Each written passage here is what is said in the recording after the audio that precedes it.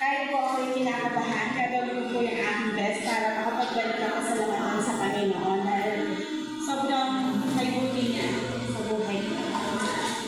Ayan.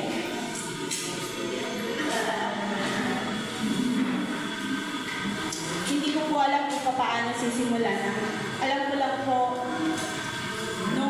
ang anumang punto o serye ng aking buhay ay sadyang napakabuti ng Diyos na aking nakilala. Mula nang ako'y tinawag niya, magpakilala siya sa akin sa mga salita niya na aking narinig. Mula nang ako'y bata pa, mula sa turo ng aking mga magulang kung sino siya, at sa kanyang mga gawa sa buhay namin. Mula sa mga guro na Sunday school teacher, mula sa mga kwento sa Bible, naniniwala ako na dito nagsimula ang lahat. Nung ako'y bata pa, at mga katanungan sa aking kaisipan, sa aking murang kaisipan, kung bakit nga ba ang pananampalataya na pinakilala sa amin ng aming magulang at iba pang ay iba sa mga karamihan. Noong panahon ko po yun, nung ako'y bata pa. Kaya ang swerte-swerte po ng mga bata ngayon, hindi nila naranasan yung minsan nabubuli, persecution, sabi nga ni Pastor, ganoon. Kasi ibang-iba nga sa kanila yun. So yun, naranasan ko yun. At sa aking murang kaisipan nun, napatanong ako, bakit kaya ang aking mga magulang ay iba yung pinili nila para napalatayan? Ba't hindi na lang sa kagaya ng iba para masaya, di ba? Para bilang kabataan or bilang bata. Yung hindi ka po naiiba. So sa aking murang kaisipan, naisip ko po yun. Ngunit sa loob-loob ko lamang po yun. Hindi ko po direkta yung itinanong sa kanila. Ngunit sa pagdaan po ng mga panahon, nandoon po yung dinadala po kami ng aking mga magulang sa church.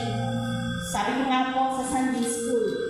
Nagsimula po doon hanggang sa kwento ni David, Meshach, Shadrach, Abednego. Nandoon na pakilala yung ano ba yung pananampalataya pagkikilala sa Panginoon? Ano ba yung tunay na pagsamba sa Kanya?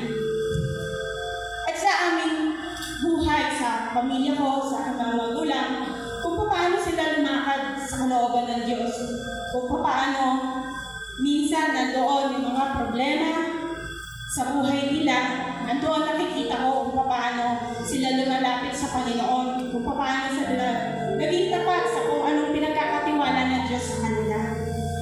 Doon, naniniwala ako na bubuo yung pananampalataya at katiwala, pakilala ko sa Panginoon. Hanggang minsan, nung 12-year-old ako, hindi po ako nagkakamali na nag-decide po ako na magpabautismo nung nag-aanaks na po sila sa church. Sabi ni Pastor Dan nung naaalala ko pa, kailangan naiintindihan mo kung sino ang si Kristo sa buhay mo. Tapos, sabi ko, opo, sabi ko sa isip ko, kilala ko na si Jesus. Kasi hindi lang dahil sa sinabi ng magulang ko, kundi na doon namuuna ang pananampalataya at titiwala ko sa Kanya. Naalala ko po noon, minsan prayer lang. Kasi nakikita ko sa magulang ko po, pag nag-pray sila kada tumutugon ng Diyos at madami pang himala ang nakita ko mula sa buhay po namin. At nandoon, tumugon ng Diyos. Kaya mula po noon, at isa po pala, sa pananampalataya po yun, laking impact din po yung kagaya ginagawa po ngayon na discipleship. Naalala ko po noon nung kasama ko po yung aking kapatid na si Kuya Adzi. Nagtsatsaga kami magpaiwan sa church noon. Tapos inaaral namin yung So, parang nabuksan yung aking kaisipan. Dito pala nagmula. Ang pananampalataya meron kami. Dito pala yun. Bakit pala iba? Iba yung sa kanila, iba yung sa amin. Si Jesus pala ang foundation nito. Kahit na sa panahon na nagdaan, sa libo-libong taon, si Jesus siya yung pinaka-head. Kaya yun,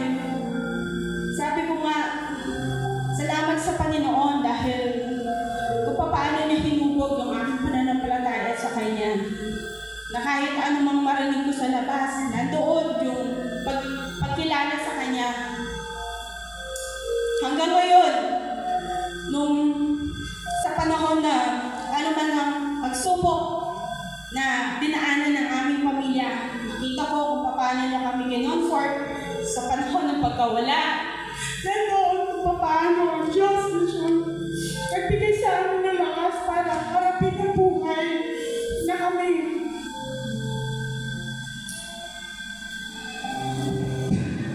Sa totoo lang po, ayoko po talaga nag-testimony dahil ayoko po makita sa akin yung kahinaan. Akala ko po noon, napakadali ng buhay. Dahil laki ako sa pamilya ng isang Kristiyano. Laki ako sa isang comfort zone. Alam ko po, alam niyo po yan. Nung ako'y makalabas na, nung ako'y pumasok na sa isang level pa ng aking buhay, doon ko nakita, ganito pala ang totoong mundo. Kailangan maging malakas ka. Kailangan maging magaling ka. Kailangan harapin mo na mag-isa. Ngunit tapat po ang Diyos sa lahat ng sere ng aking buhay. Taon po ito, ang Diyos po ay mabuti at madami siyang ginagawa rin, i-reveal sa buhay ko. Nakakatuwa nga po, minsan nakikita ng ibang tao, akala nila ang ganda ng buhay mo. Swerte mo. Pero ang hindi nila alam, napakadami na kailangan mong harapin. Pero ang Diyos po ay mabuti. Ano man serye, ano man punto ng buhay ko, nandoon siya nagbibigay lakas sa akin kung paano to harapin. May mga bagay na sabi ko, Lord, ayoko nitong sitwasyon na ito. Pero kailangan harapin. Yun lagi ang sumisiksik sa isip ko. Kaya araw-araw, ang mga memory verse na meron ako Isaiah 41:10. Sabi niya lagi, do not be afraid. I am with you. Do not be frightened because I am your God. Sabi niya ganun. Ako ang siya magpapatagumpay sa'yo. Ako may bibigay lakas sa'yo. Yun lagi, araw-araw, ang aking lakasan. Sabi nga, minsan, Lord, salamat dahil ikaw ang palakasan ko. Ano man itong pinagdadaanan ko ngayon, ano man itong pangangailangan ko ngayon, ikaw ang Diyos na nagsabi sa akin, huwag ako matakot. Basta stand firm, sabi niya. Ako bahala sa iyo at ako magpapatagumpay sa iyo. Kaya salamat dahil nalampasan ko po ngayon kahit sa negosyo, nandoon po yung pagsama niya. At nakikita ko po ngayon, kahit nasa sulok pa po ako ng Barangay Galap, na-acknowledge po ang pangalan ng binigay niya negosyo sa akin. Kaya na-amaze po ako sa mga ginagawa niya. Minsan niloloko ko po yung mga nakita ko, ang liit lang ng negosyo to, pero bakit pinupuntahan niyo pa at binibigyan niyo ng invitation na sa Pilipinas lang pala gaganapin at meron pa ganyan. Alam niyo, wala pa ako sa estado ng ganyan na para ma-avail yung binibigay yung benefit sa akin. Pero nandoon yung favor ni Lord. Kaya sabi ko, Lord, salamat kasi ikaw yung nagbibigay ng promotion sa akin. Ang daming salamat dahil ikaw ang siyang nagpapatupad ng lahat ng mga pangarap ko. Mahirap man, pero ang Diyos ay napakabuti sa Diyos napakabuti. Yun lamang po, maraming salamat.